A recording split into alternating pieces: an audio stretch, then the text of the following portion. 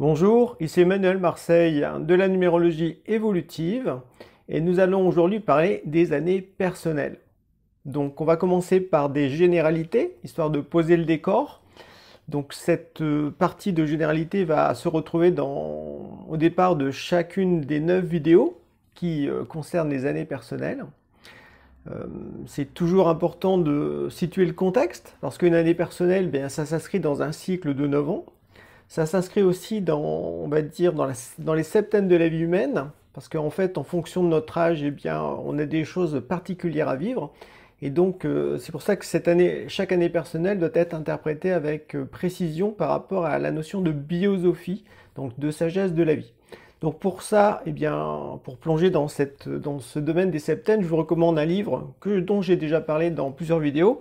C'est Maîtriser votre destinée de Pierre Lassalle, aux éditions Terre de Lumière. Donc c'est un livre très pratique, très pertinent, avec des âges clés qui explique vraiment ce qui est vraiment essentiel dans les grandes tâches, dans les grands moments forts de notre vie. Ce que je vais vous dire maintenant par rapport aux années personnelles, eh bien, se trouve dans mes livres. Donc, il y en a 3 qui s'affichent à l'écran, hein. Donc, il y a tout d'abord les clés pour les périodes de choix et de décision. Donc là, c'est vraiment un livre de numérologie, on va dire, prévisionnelle.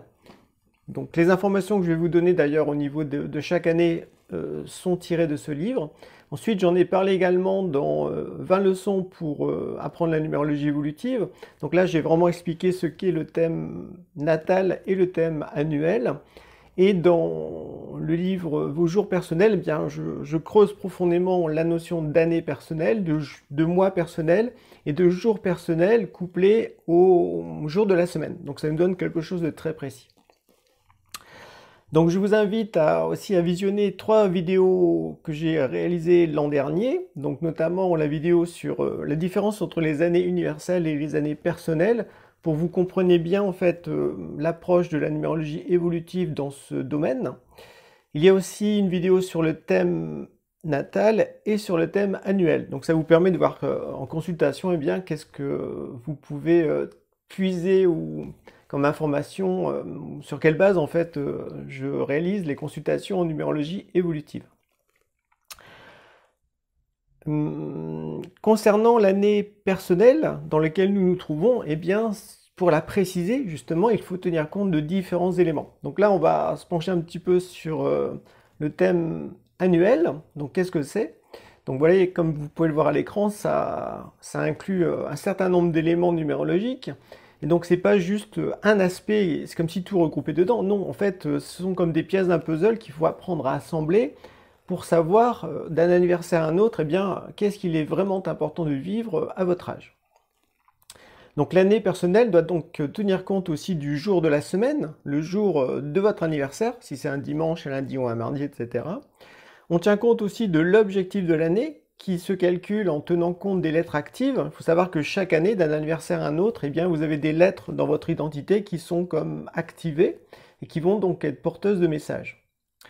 Ensuite, il faut aussi tenir compte du premier mois personnel de votre année, parce que souvent ça met l'accent sur certains domaines de vie qui vont être prioritaires. Des choses dans lesquelles il va se passer des événements, des changements, des ouvertures, etc.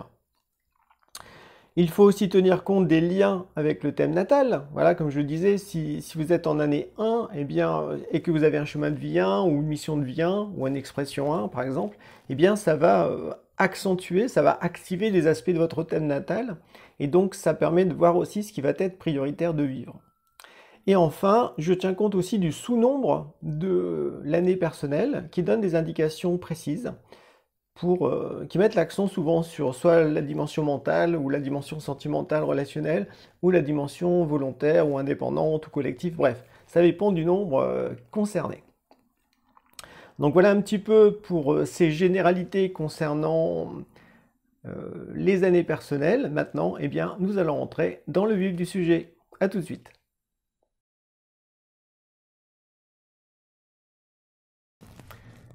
Nous allons parler maintenant de l'année personnelle 6. Donc cette année 6 s'inscrit à la fois dans un cycle de 9 ans et dans la deuxième phase de ce cycle de 9 ans qui va des années 5 à 9.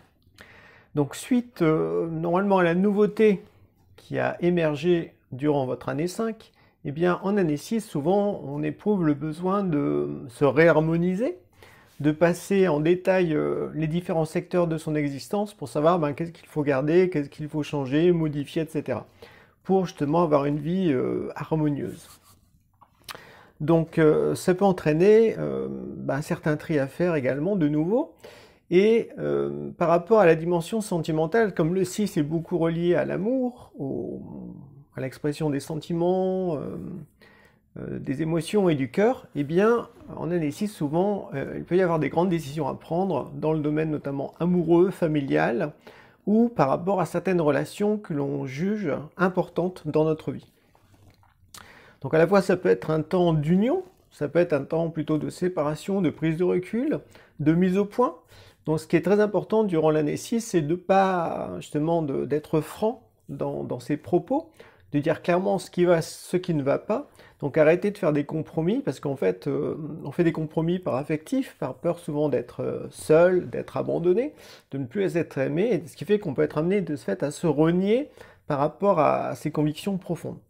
Donc là, l'année 6 nous invite vraiment à être adultes, à ne pas avoir peur justement de certains conflits qui pourraient apparaître, de certaines tensions relationnelles, parce que le plus important, c'est de rester fidèle à son cœur, de ne pas se renier en quelque sorte. Alors ce qui est intéressant, c'est que le 6 est relié à la notion de famille. Donc on peut voir en fait la famille sous 3 angles. En fait, vous avez la famille des liens du sang, donc c'est les gens dans lesquels on est né. Ensuite, il y a la famille psychologique. Eh bien, c'est la famille des gens avec qui on va s'entendre au niveau de la sympathie ou des intérêts communs. Donc là, c'est une famille que l'on se crée soi-même, donc l'on choisit.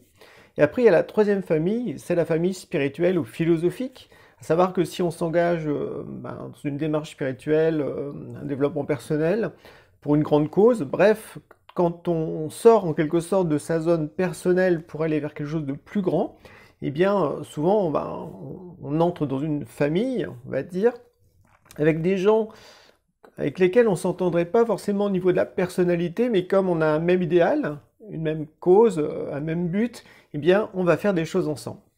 Donc quand on est en année 6, eh bien, il peut y avoir un besoin comme ça de mise au clair, là encore, par rapport à nos 3 familles.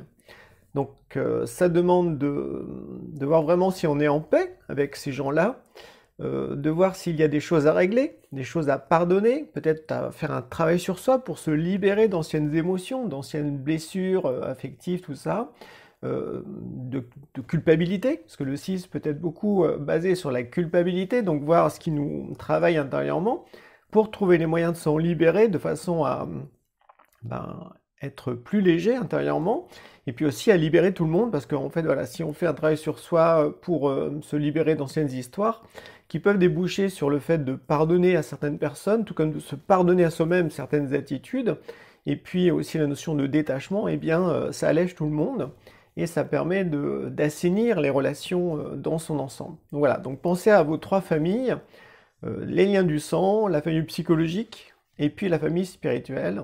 Et puis voyez en fait là-dedans, eh bien, est-ce qu'il y a des choses à régler, à pacifier, et aussi à développer dans le bien, donc, parce qu'il y a plein de belles choses aussi à faire par rapport à ces gens que l'on connaît. Le 6 est beaucoup relié aussi à la dimension artistique, donc on peut être sensible en année 6 à la beauté, on peut avoir envie de faire des activités créatrices parce qu'on a envie de développer sa sensibilité, d'apporter plus de raffinement dans sa vie. Donc allez-y, n'hésitez pas à vous lancer dans des activités qui vont en fait au fond épanouir votre cœur, parce que l'art en fait au fond touche le cœur. Donc l'important bien sûr c'est d'apporter dans le monde des choses qui sont belles, voilà, pour aussi émerveiller les gens et puis toucher leur cœur. L'année 6, c'est aussi une année qui nous met face à la guérison. Voilà. Veut-on vraiment guérir du passé? Veut-on guérir peut-être de notre coupure aussi au monde spirituel? Bref, la notion de guérison peut être vue au sens large, donc ça peut aussi bien sûr toucher le corps physique, la santé, donc c'est important, c'est une année où il faut prendre soin de soi, il faut être à l'écoute des messages du corps, essayer aussi de les comprendre d'un point de vue psychologique. Sachez que voilà, dès qu'on a un problème physique, il y a toujours une cause psychologique. Il y a des livres qui parlent de ça, ils sont assez connus, donc n'hésitez pas à faire des recherches sur Internet par rapport à ça. Le 6, c'est nous met aussi face à la notion de place sur Terre, donc à notre place dans la société. donc à nos affaires matérielles, au foyer, à l'argent, tout ça. Donc là encore, ben, il faut trouver un juste équilibre, parce que si on est hyper matérialiste, eh bien on va s'attacher beaucoup à toutes ces choses auxquelles on tient, parce que dedans il peut y avoir aussi une charge affective, ou une charge historique par rapport à notre histoire familiale, tout ça. Et donc là encore, il faut trouver un juste équilibre, parce que sinon on va être beaucoup tourné vers le passé ou la nostalgie. En année 6, on pourrait dire, des fois on peut être assez cyclotimique au niveau des ressentis intérieurs. D'un coup, tout va bien, puis après, d'un coup, c'est comme si on pouvait tomber aussi dans la dépression, comme si ben, on regrettait le passé, etc. Donc on peut être tourné vraiment le regard en arrière. Donc là, attention, bah, ça peut être un piège, hein. Les émotions peuvent de ce fait beaucoup nous brasser par rapport à ça. Donc le but, vraiment, c'est de chercher à être en rythme avec sa destinée. Parce que comme le 6, ça touche le cœur, eh bien, il y a le fait d'être à l'écoute, justement, de son intuition, de ses ressentis, pour savoir, bah, quand je m'engage dans une direction, ou quand je fais une certaine action, est-ce que c'est le bon moment de la faire? Voilà. Est-ce que je me trouve au bon endroit avec les bonnes personnes?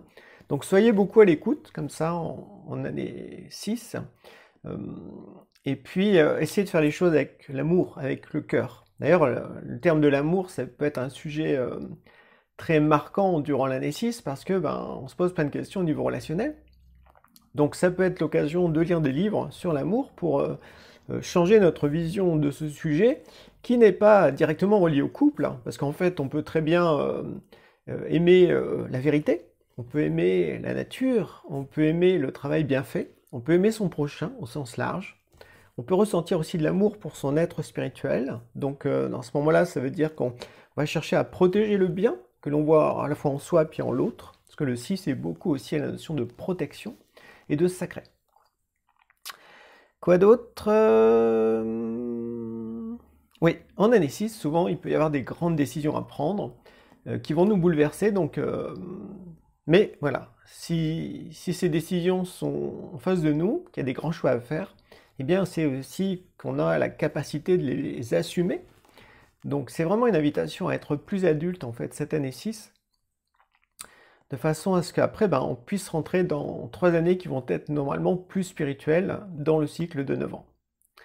Donc voilà ce que je vais vous partager sur cette année 6.